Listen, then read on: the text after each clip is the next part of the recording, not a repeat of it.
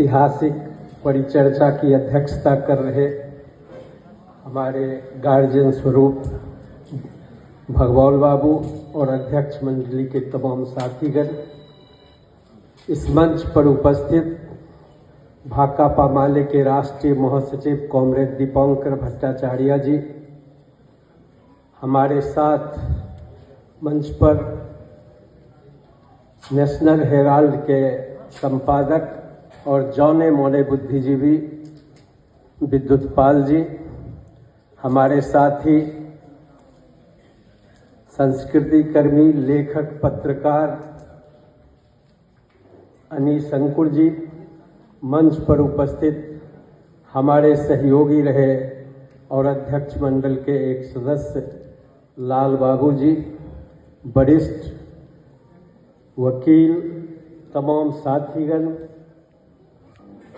अंत में आए हैं पाठक जी, वो मेरे पड़ोसी भी हैं और मैं उनके प्रति बहुत आदर व्यक्त करता हूं, और बेगूसराय के विभिन्न कोनों से आए हुए इस ऐतिहासिक परिचर्चा में भाग लेने वाले बुद्धिजीवियों, भाइयों और बहनों, छात्र, नौजवानों, क्रांतिकारी दोस्तों, मैं अपनी ओर से, अपने संगठन की ओर से ऐसे नागरिक परिचर्चा का अभिनंदन करता हूं, स्वागत करता हूं और उम्मीद करता हूं इस नागरिक परिचर्चा से कुछ ऐसा निकलेगा जो बेगूसराय की धरती को धूमिल होने से भविष्य में बचाएगा।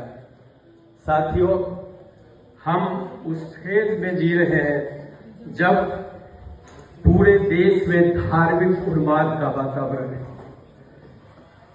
जनता को धर्म के प्रति उन्मत्त बनाया जा रहा है।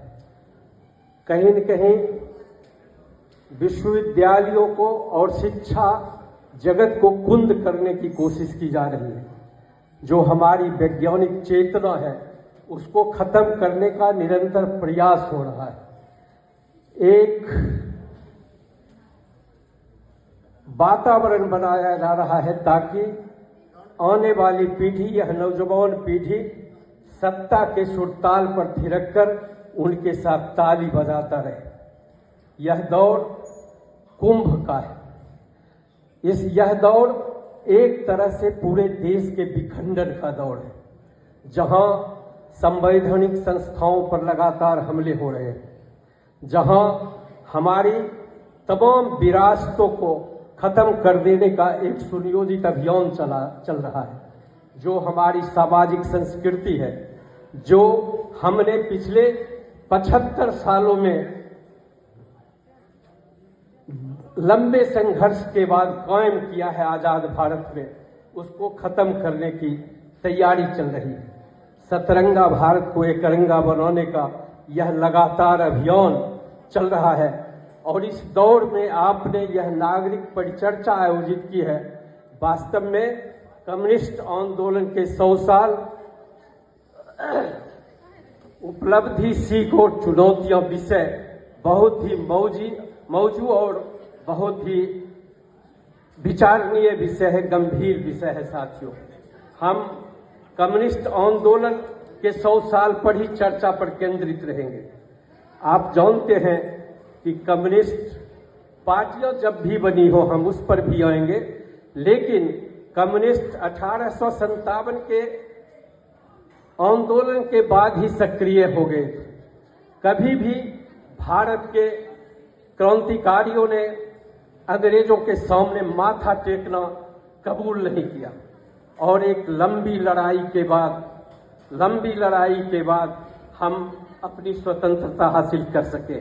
लेकिन लड़ाई के दौरान जब बातें आगे बढ़ रही थी, उस दौर में नेतृत्व तो कांग्रेस का था, लेकिन उसके अंदर जो क्रांतिकारी काम कर रहे थे वे सब के सब किसी न किसी रूप में कम्युनिस्ट थे और उसने कांग्रेस की नीतियों को प्रभावित किया, बदला और बदलने के लिए मजबूर किया।